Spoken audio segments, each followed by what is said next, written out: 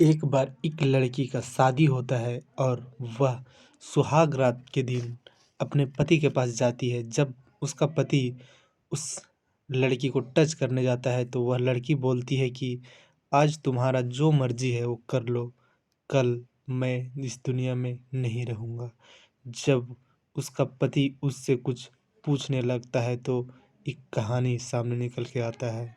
कहानी में आगे बढ़ने से पहले वीडियो पर नए हो तो वीडियो को लाइक कर लें और चैनल पर नए हो तो चैनल को सब्सक्राइब कर लें ताकि इस तरह के वीडियो आप तक हर रोज़ पहुंचता रहे। आप देख रहे हैं द रियल क्राइम और मैं आपके साथ रंजित नायक। उत्तर प्रदेश के बस्ती में एक थाना लगता है घोर। इसी बस्ती शहर में एक परिवार रहा करता था जिस परिवार में एक बेटी होती है जिसका नाम सीमा सिंह होता है। सीमा सिंह बीएससी फाइनल ईयर के स्टूडेंट थी। जिस कॉलेज में यह पढ़ाई करने जाती वह कॉलेज इसके गांव से कुछ दूर पे था। तो कई और लड़कियां इस सीमा सिंह के साथ कॉलेज जाया करती हर रोज। और उसी रास्ता में एक बड़ा सा नदी पड़ता है और वो नदी के बगल में एक पुल पड़ता था। इसी रास्ते से सीमा सिंह और उनका कुछ अन्य साथी रोज जाया करते, लेकिन एक रोज पुल पे एक व्यक्ति मछली फंसा रहा था और वह व्यक्ति को देखने के बाद सीमा सिंह का कहीं न कहीं मन करता था कि हम भी जाकर उसके साथ मछली फंसावें। सीमा सिंह को इस सब में काफ़ी लगाव होता है, इंटरेस्ट होता है। कई दिन तो ऐसे बीत जाता है, लेकिन एक रोज़ सीमा सिंह वहीं जा खड़ा होके मछुआरे के बगल में खड़ा होके और देख रही थी कि किस तरह से वह मछली फँसाता है, किस तरह से खींचता है। काफ़ी वक़्त तक सीमा सिंह और उनका कुछ अन्य साथी देख रही थी। तभी सीमा सिंह बोलती है कि हमें भी मछली पकड़ने का काफ़ी शौक है। वह लड़का मुस्कुराते हुए बोलता है कि आप लोग स्टूडेंट ठहरे, आप लोग को ये सब करना उचित नहीं है। सीमा सिंह उस मछली फंसा रहे इंसान के साथ जिद करने लगती है कि हमें भी मछली फंसाना है और मछली को इस रस्सी के द्वारा ऊपर खींचना है। फिर मछुआरा बोलता है कि चलो ठीक है, अगर तुम इतना जिद मचाई हुई हो तो आ जाओ, मछली फंसा के दिखाते हैं। अब सीमा सिंह जाकर डंडे पकड़ लेती है और अब बंसी से सीमा सिंह मछली फंसा रही थी, लेकिन सीमा सिंह से मछली फंस नहीं रहा था। फिर वह व्यक्ति सीमा सिंह के बगल में खड़ा था और वह डंडा को एक हाथ से सीमा सिंह पकड़ी हुई थी और एक हाथ से वो मछली फंसा रहा व्यक्ति। 5 मिनट बीतने के बाद सीमा सिंह के बंसी में एक मछली फंसता है और सीमा सिंह को वह व्यक्ति बोलता है कि आप रस्सी को ऊपर खींचो। सीमा सिंह रस्सी को नहीं खींच पाती। फिर वह मछुआरा आता है और उसके हाथ से डंडा लेता है और मछली को ऊपर करता है। जब मछली को ऊपर करता है तो सीमा सिंह उस मछली को पकड़कर काफ़ी ज़्यादा प्रसन्न होती है, खुश होती है। उसके बाद वहाँ से फिर सीमा सिंह और उनका अन्य साथी वहाँ से घर की ओर चल देते हैं। दूसरे दिन फिर से वही रास्ता से सीमा सिंह गुजर रही थी। तभी सीमा सिंह उस व्यक्ति से पूछती है कि तुम जो मछली फंसाते हो वह क्या करते हो? वह व्यक्ति बताता है, उस व्यक्ति का नाम सोनू होता है। सोनू बताता है कि हमारे मम्मी बीमार है और डॉक्टर उसे मछली खाने के लिए बोला है, इसलिए हम हर रोज़ मछली फंसा कर लेजते हैं और मम्मी को ताज़ा-ताज़ा मछली खिलाते हैं।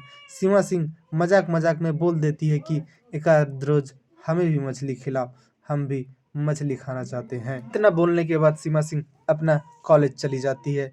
दूसरे दिन फिर से वही रास्ता से जब सीमा सिंह और उनका अन्य साथी कॉलेज से लौट रहे थे, तभी वह व्यक्ति सीमा सिंह से बोलता है कि आज हमने आप लोग के लिए मछली भून के रखा है। सीमा और उनका साथी को यकीन ही नहीं हो रहा था और जब उस व्यक्ति सीमा को मछली भुना हुआ दिखाता है तो ये लोग मछली खाने के लिए तैयार हो जाते हैं और पुल के नीचे वहीं जाकर सीमा और उनका अन्य साथी मछली को खा लेते हैं। उसके बाद सीमा और अन्य साथी उनका वहाँ से घर आ जाते हैं। फिर दूसरा दिन जब सीमा स्कूल जाती है तो वह व्यक्ति के लिए लौटते समय समोसा ले आती है और उस सोनू को समोसा देने लगती है, लेकिन सोनू समोसा खाने से इनकार करने लगता है। ये लोग जब जिद करने लगते हैं तो सोनू फिर समोसा खा लेता है। उसके बाद कुछ इन लोग बात करते हैं और फिर पूजा अपने घर चली आती है। सोनू मछली फँसाकर अपना घर चला जाता है। लेकिन ये दोनों में इतना ज़्यादा नज़दीकियाँ बढ़ जाता है कि ये दोनों आपस में प्यार करने लगते हैं और प्यार में कई बार ये लोग अलग-अलग जगह पे जाकर मिलते-जुलते, लेकिन इस बात का भनक सीमा के घर वालों का लग जाता है। उसके बाद उनका घर वालों दबंग किस्म का आदमी थे। सीमा के घर वाले सोनू के घर का पता लगाते हैं। जब घर का पता लगता है तो सोनू के घर पे जाते हैं और सोनू को मारते पीटते हैं और धमकाते हैं कि अगली बार अगर सीमा से मिलने की कोशिश किया तो जिंदा नहीं छोड़ूंगा। कुछ दिन तक सोनू मछली फंसाने उस पुल पे नहीं जाता, लेकिन इधर सोनू के अंदर भी बेचैनी बढ़ने लगता है और वह फिर से उस पुल पे मछली फंसाने जाने लगता है और सीमा का वही रास्ता से आना जाना होता था। और सीमा एक दिन जब सोनू को देखती है तो फिर से सोनू के पास जाती है और बोलने लगती है कि इतना दिन से तुम कहाँ थे। सोनू कुछ बोल ही नहीं रहा था। जब ज़्यादा जिद करने लगती है सीमा तो सोनू बोलता है कि तुम हमें भूल जाओ, हम तुम्हारे लायक नहीं है, हम तुम्हारे प्यार के काबिल नहीं हैं। सीमा बोलती है कि तुम क्या बोल रहे हो, तुम्हें क्या हुआ है। और फिर जब ज़्यादा पूछने लगती है सीमा तो सोनू बताता है कि तुम्हारे घर वाले आके मेरे साथ मारपीट किए हैं और हमें धमकी दे के गए हैं। फिर सीमा सोनू का हाथ पकड़ती है और बोलती है कि जिस दिन तुम्हारा एक भी बाल बाका होगा उस दिन मैं भी अपना जान को त्याग दूंगा और मैं तुम्हें प्यार जीते जी भी करता हूँ और मरने के बाद भी करूंगा, साथ जीऊंगा और साथ मरूंगा। इसके बाद सोनू का भी हौसला मजबूत हो जाता है। सीमा और सोनू फिर से मिलने जुलने लगते हैं। कुछ दिन बीतने के बाद फिर से जब सीमा के घर वालों को पता लगता है तो सीमा के घर वालों फिर से सोनू के पास आते हैं और सोनू के साथ मारपीट करते हैं। लेकिन इस बार मारने पीटने के बाद सीमा के घर वालों पुलिस में जाके एफआईआर करवा देते हैं कि मेरी बेटी इस रास्ते से गुजरती है और यह लड़का उसे छेड़छाड़ करता है। पुलिस आती है और सोनू को पकड़ के ले जाती है। उस सोनू का 2-3 महीना का जेल हो जाता है और इधर सीमा के घर वालों फिर सोचते हैं कि अब सीमा के लिए कहीं रिश्ता देखना होगा, इसलिए कि सीमा हाथ से निकलते ही जा रही है। फिर उनके घर वालों लड़का को ढूंढने लगते हैं और कुछ दिन बीतने के बाद सीमा का रिश्ता लग जाता है। पंकज नाम का व्यक्ति से सीमा का रिश्ता लगता है। सीमा का शादी करा दिया जाता है। सीमा और पंकज दोनों शादी के रिश्ता में बन जाते हैं और पंकज सीमा को लेकर अपना घर जाता है। और फर्स्ट नाइट जब पंकज अपना रूम में जाता है और उनका पत्नी बेड पे बैठी होती है तो पंकज जाके अपना पत्नी सीमा को हाथ पकड़ता है। वैसे सीमा बोलने लगती है कि आज तुम्हारा जो मर्जी है कर लो, कल हम इस दुनिया में नहीं रहेंगे। यह बात पंकज सुनता है तो उसे लगता है कि यह ऐसा क्यों बोल रही है। फिर पंकज सीमा से कुछ पूछने लगती है तो सीमा एक कहानी बताती है कि हम एक लड़का से प्यार किया करते थे, लेकिन हमारे घर वाले उसे नहीं पसंद करते थे और उनको मारपीट करते थे और उन्हें जेल भेज दिए हैं। तभी पंकज सीमा से बोलता है कि वह लड़का तुम्हें भूल गया होगा, उसे तुम भी भूल जाओ और मेरे साथ ज़िंदगी बिताओ। लेकिन सीमा अपनी ज़िद पे अड़ी रहती है। वो बोलती है कि हम उसके बिना नहीं जी सकते, अगर वो हमें नहीं मिला तो हम अपने आप को मार डालेंगे। कई बार जब पंकज सीमा से पूछता है कि तुम्हें उसे भूलना होगा तो सीमा अपने बात पे अड़ी रहती है कि हम उसे नहीं भूल पाएँगे, नहीं भूल पाएँगे, नहीं भूल पाएँगे।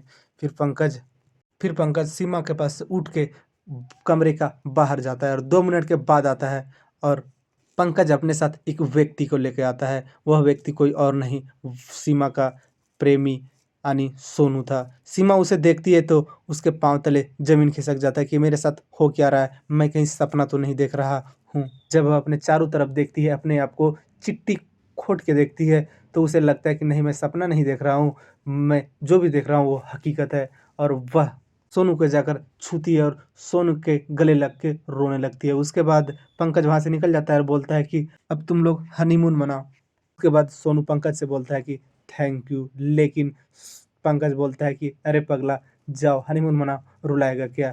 फिर सीमा पूछती है सोनू से कि ये सब कैसे हुआ।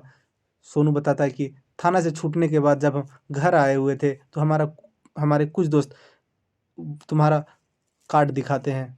जब हम कार्ड देखते हैं तो कार्ड पे पंकज का नाम और उसका पता होता है। हम पंकज से मिलने के लिए उसका गाँव आते हैं, लेकिन जब पंकज को आमने-सामने देखते हैं तो वह कोई और नहीं, पंकज मेरा कॉलेज का दोस्त था। पंकज जब अपने घर में हमें देखता है तो वह बोलता है कि सोनू तुम यहाँ कैसे आ गए हो? हम तुम्हें तो कार्ड भी नहीं भेजा था। सोनू और पंकज दोनों किनारे होकर बात करने लगते हैं। सोनू फिर बताता है कि हम इसका मारा इंसान हूँ, हमें जिस लड़की से प्यार है उसी लड़की से तुम्हारा आज शादी होने वाला है। पंकज यह बात को सुनता है, उसे कुछ यकीन ही नहीं होता है। सोनू का कुछ दोस्त पंकज को बताते हैं कि हाँ, यह जो बोल रहा है वह सही है। तो फिर पंकज अपने घर वालों से जाकर बात करता है और पंकज के घर वाले बताते हैं कि अभी अगर सोनू से हम डायरेक्टली सीमा का शादी करवा देते हैं तो उनका घर वाले तैयार नहीं होंगे। इसीलिए पंकज को बोला जाता है कि तुम सीमा के साथ शादी करो, बाकी जो कुछ करेगा वह सोनू करेगा, यानी कि साथ में सीमा के सोनू रहेगा।